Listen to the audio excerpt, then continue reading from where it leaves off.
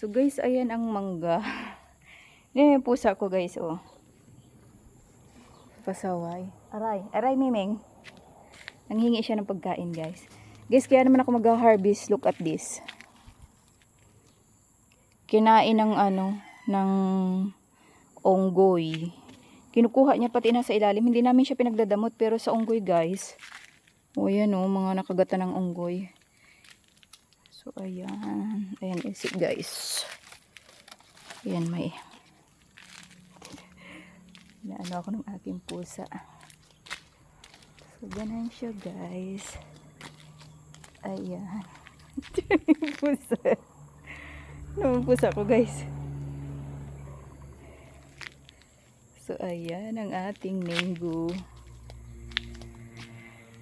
Siguro tatanggalan ko muna siya ng ng net wet guys.